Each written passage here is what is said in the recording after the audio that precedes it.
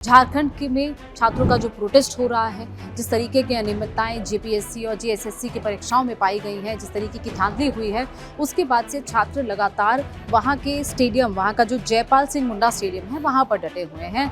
लगातार मशाल मार्च निकालते हैं, कैंडल मार्च निकालते हैं। छात्र वहां पर चाहे धूप हो, बारिश हो, हर स्थिति में वहां पर डटे हुए हैं और अपनी मांगों पर अड़े हुए हैं कि जब तक उनकी मांगें नहीं मानी जाती तब तक वो अपना प्रदर्शन जारी रखें। कुछ तस्वीरें आपने एक प्रदर्शन की भी देखी होंगी जंतर मंतर पर, जो छात्रों ने आंदोलन किया था, जो नीट को लेकर था, नीट में पेपर लीक मामले को लेकर जो प्रदर्शन था। उसके बाद से लगातार धर्मेंद्र प्रधान का इस्तीफा मांगे जाने लगा, जो कि इस्तीफा हो गया और उसके बाद वो प्रदर्शन खत्म हो गया। लेकिन अब जो झारखंड में प्रोटेस्ट हो रहा है वो दरअसल वहाँ की जो स्थानीय परीक्षाएं होती हैं, JPSC, Jharkhand public service commission, JSSC, CGL, ये तमाम परीक्षाओं में धांधली के आरोप छात्रों की तरफ से लगाए गए हैं और यही वजह है कि छात्र इस वक्त वहाँ पर प्रोटेस्ट करने में डटे हुए हैं। और ये जो प्रदर्शन शुरू हुए थे, ये दरअसल 25 जुलाई से शुरू हुए थे। 25 जुलाई से धीरे धीरे छात्र उस स्टेडियम में आकर, प्रदर्शन की जगह पर आकर डटना शुरू हो गए। उसके बाद उनको और छात्रों का समर्थन मिलता गया और 29 जुलाई से ये प्रदर्शन बड़ा हो गया, एक महा आंदोलन बन गया और उसकी तस्वीरें अब लगातार हमें दिखाई दे रही हैं। लगातार वहाँ से जो छात्र जो कह रहे हैं कि जब तक उनकी बातों को नहीं माना जाता, उनकी मांगों को नहीं माना जाता, वो वहीं पर डटे हुए हैं।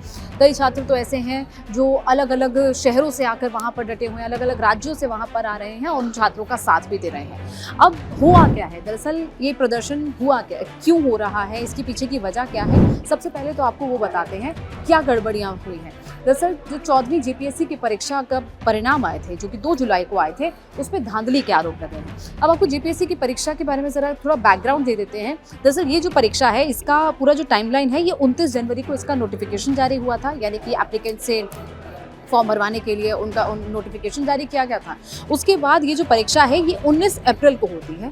19 अप्रैल को उसके कुछ दिन बाद कुछ ऑब्जेक्शंस, अगर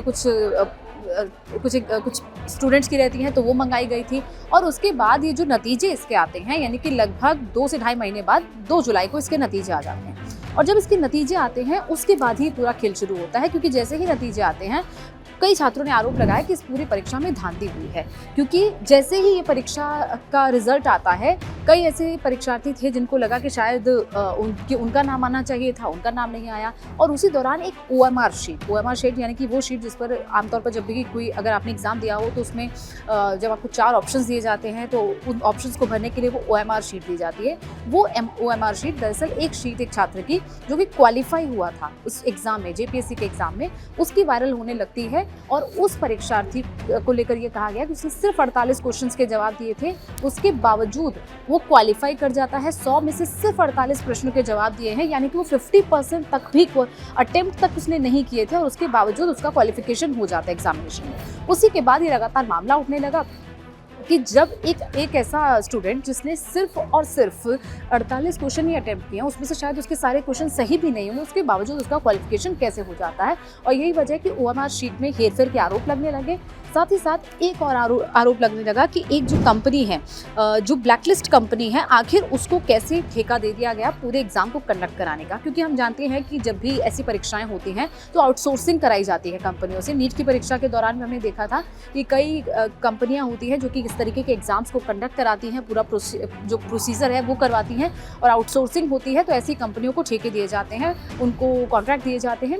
और ऐसा ही जेपीएससी की परीक्षा में भी ऐसा ही एक ठेका टीडीपीएल कंपनी को दिया गया था। राज्य सरकार ने उसी कंपनी को ब्लैकलिस्ट किया था और उसके बावजूद उसी कंपनी ने एग्जाम को कंडक्ट कराया। और यही वजह है कि छात्र कह रहे हैं कि जब एक ब्लैकलिस्टेड कंपनी थी, सबसे पहले तो जब 2025 में ब्लैकलिस्ट हो गई थी मई के महीने में, कैसे उसने अप्रैल में हुई परीक्षा को कंडक्ट करवा दिया, कैसे उससे आउटसोर्स करेगा और ब्लैकलिस्ट कंपनी को ठेका कैसे दे दिया गया।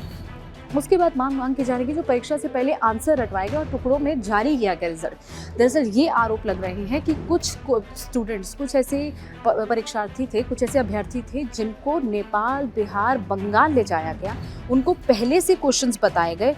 लगभग 120 प्रश्न उस क्वेश्चन पेपर में आते हैं, उसमें से 135 से 150 प्रश्न उनको रटवाए गए थे, जिसमें से 120 प्रश्न हूबहू आए हैं। यानी कि उन्हें पहले ही उन प्रश्नों के बारे में पता चल गया था जो कि एग्ज़ाम में आने वाले थे। और यही वजह है कि अब कई लोग ये आरोप लगा रहे हैं कि उनको इस तरीके से आंसर्स रटवाए गए और रिजल्ट को एक साथ नहीं जारी किया गया, बल्कि रिजल्ट को टुकड़ों में जारी किया गया। सबका रिजल्ट एक साथ क्यों नहीं जारी किया गया, ये लगातार वहाँ पर सवाल पूछे जा रहे हैं। और यही वजह है कि छात्रों का कहना कहना है कि इस तरीके की अनियमितताएं पाई गई हैं और यही वजह है कि अब वो मांग कर रहे हैं कि इस पूरे मामले की सीबीआई जांच। उनकी मांगों के बारे में तो आपको बताऊंगी, लेकिन उसके साथ साथ आपको अभी फिलहाल का अपडेट दे दें कि देवेंद्र नाथ महतो जो कि इस वक्त वहाँ पर अनशन पर बैठे हैं, जैसे यहाँ पर जंतर मंतर पर हमने देखा था दिल्ली में सोनम वांगचुक 26 दिन तक भूख हड़ताल पर बैठे थे और उसके बाद अब देवेंद्र नाथ महतो को भी कई दिन हो चुके हैं जो भूख हड़ताल पर बैठे हैं। ये जो पूरा प्रोटेस्ट है पिछले कई दिनों से चल रहा है, अलग अलग जगहों से अब वहाँ पर जो स्टूडेंट्स हैं उनके लिए पहले तो मदद नहीं आ रही थी, अब उन स्टूडेंट्स के लिए खाना भी कुछ लोग भिजवा रहे हैं। लेकिन इसके बीच में एक इनह्यूमन बिहेवियर सरकार का देखा गया, हेमंत सोरेन की सरकार का, कि छात्रों के लिए अंदर तिरपाल तक नहीं भेजने दिया गया। छात्र बारिश में सिर्फ एक तिरपाल हाथ में पकड़े हुए इस तरीके से बारिश का सामना भी कर रहे हैं और अपने प्रोटेस्ट को भी जारी रख रहे हैं। और यही वजह है कि सवाल हेमंत सोरेन सरकार पर भी उठ रहे हैं कि हेमंत सोरेन सरकार आखिर छात्रों से संवाद क्यों नहीं कर रही है।